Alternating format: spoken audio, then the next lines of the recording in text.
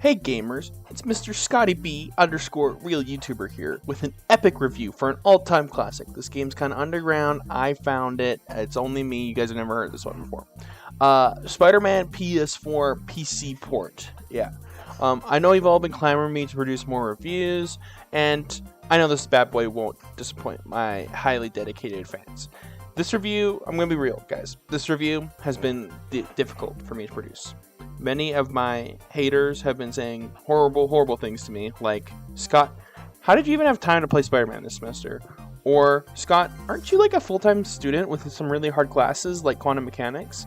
Or like, this is the worst one of them all. Scott, no one cares, it's just a video game, you need to prioritize the more important things in life. And you know what, haters? You're right. I did have a lot going on, but you know how I managed to produce this quality review anyways? With a lot of hard work, dedication, and acing the midterms so that this semester was stress-free. Maybe one day you'll be able to recognize how great I am and try to be more like me, because I'm the best. Mr. Scott, what are we talking about? Oh, hi Haruka. I'm just making a video for my epic YouTube channel. You've subscribed, right? For who? The 3 viewers you have? No, Vivek, I think that's awesome. I want to be a part of your video, Mr. Scott. You wanna? Like, you can if you want, but... I mean, I'd be down to record some Spider-Man if you want to. Spider-Man? I don't have Spider-Man. Haruka, get Spider-Man. I've been telling you for weeks. But we can't even play together because it's not multiplayer. Isn't that right, chat?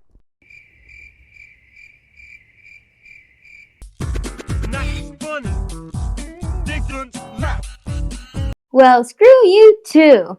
Vivek, do you want to play Stardew? There's this cool video I want to yap about for the Quantum Project.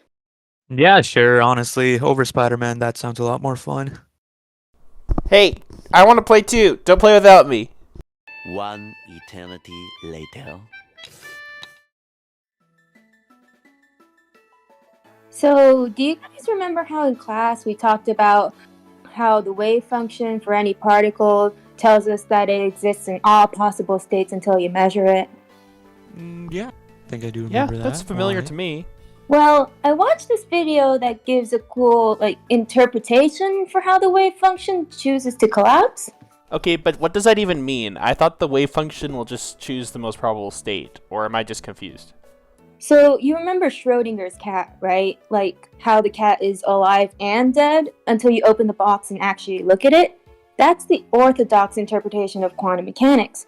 Well, if you look at it from a realist perspective, we could think of all the wave functions being possible.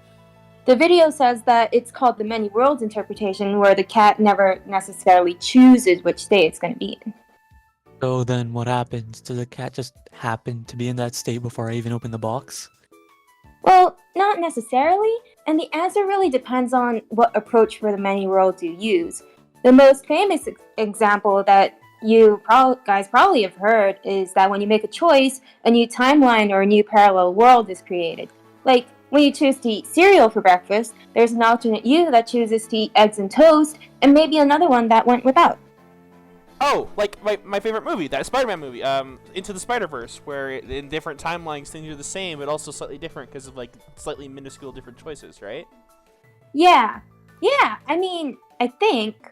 I haven't really watched that movie yet, even though you keep telling me to, but that's not necessarily how it was originally thought of. The guy who came up with it, Everett, said that the wave function... Yeah, I think I remember this. So this Everett guy, he basically said that the universe was just a giant universal wave function that was a combination of every other possible wave function for everything that exists in the universe.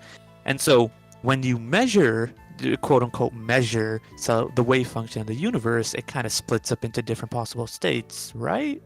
So it isn't as if the universe splits up into new parallel worlds, but more like all the worlds exist and then separate anytime an event occurs, right? Like, in my understanding? That's really weird to try to wrap your brain around. Yeah, exactly. Like, all those universes always exist, but when you make a measurement, the states end up collapsing separately into increasingly numerous parallel worlds. Now, to clarify, it isn't necessarily a rigorous argument as much as it is a philosophical one. It more so exists to tie the math behind quantum into some realistic phenomenon. It's an inherently locally deterministic theory. What? I think you made that up, not gonna lie to you. So from what I've read, a locally deterministic theory is one that follows just both the rules of locality and determinism in quantum mechanics, where locality just tells you that an object is only affected by its immediate surroundings, and then determinism, in the context of quantum mechanics again, just tells you that there's some hidden variables that kind of cause the probabilistic nature of quantum mechanics. Oh, so you made it up. Gotcha. No, it's true. But the problem is, if it's true, we have no proper proof that it is true without actually looking at said parallel universes. And the whole point of the parallel universes is that they're non-interacting and non-communicating, so you'll never have proof that they exist, so you can't prove that many worlds exist. So you're saying that they're there, but even if they are, we'll never know. Sounds kind of like you're making it up, but let's roll with it. Yeah, so I went on Google and it kind of seems like the consensus is split between physicists. Like, some of them think the many world interpretation is not that realistic and unphysical because it's so inherently complicated. Those people are saying like, hey, look for the simplest answer with the least number of postulates, and that's usually going to be your most probable solution. Oh, Gabe was kind of telling me about that. He learned about it in one of his philosophy classes. Occam's razor, right? Like the most simple solution is probably the right one. Yeah, I mean, Occam's razor, but definitely that. But why is it so complicated? The video only talked about a single cat. So apparently, from what I'm learning, every single interaction of the particles results in like a burst of new timelines being made, each for every individual state a particle can be in. So this kind of means that the universe would be multiplying trillions and trillions of times per instant. So, Yeah. Oh, yeah. Imagine how many particles are in a star, then for every single star in the galaxy, for every galaxy in the universe. That sounds like almost infinite. Not quite infinite, because that's not technically possible, but like pretty much infinite number of universes. Yeah, and it kind of seems like a bit much, don't you think? It's not just one observation of one cat being made by one person anymore. Oh, shoot. So, theoretically, let's say we had like 100 cats, and then made 100 people each take an observation if each cat is dead or alive. That would mean, like, I just think about it, 2 times 2 to the power of 100 universes made, right? That's too many to even really, like, comprehend, I'm not gonna lie. How the heck did you even figure that out? Oh, so I'm not always stupid, Vivek. Like, think about it like this. So everyone's going to see either a dead or alive cat. So if we just had it to be the one person, then it'd be like a 2 to the power of 1 universes would be created. So 2, right? Like one's alive, one's dead. So if there was 2 people, then it would be 2 to the power of 2. So alive, alive, or alive, dead, or dead, alive, or dead, dead, right? So that means that we can just say 2 to the power of 100 for all 100 people.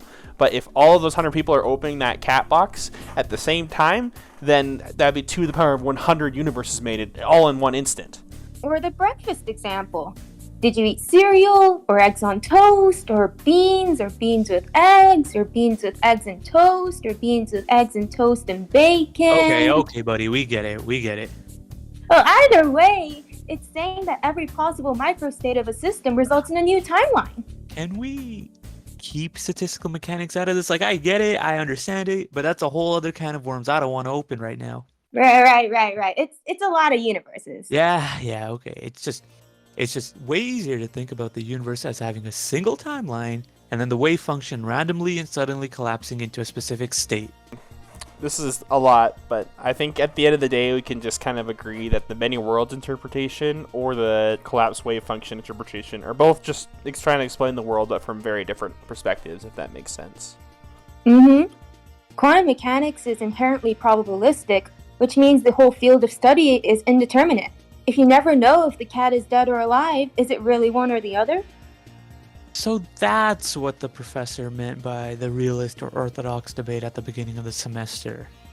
This is making my head hurt. Come on, guys, let's just play Stardew. I care way more about that, honestly. And I'm gonna plant all my parsnips. See, we're gonna make so much friggin' money, and it's gonna be awesome. Okay, our farm is booming. Scott, parsnips suck, dude. You should literally plant anything else.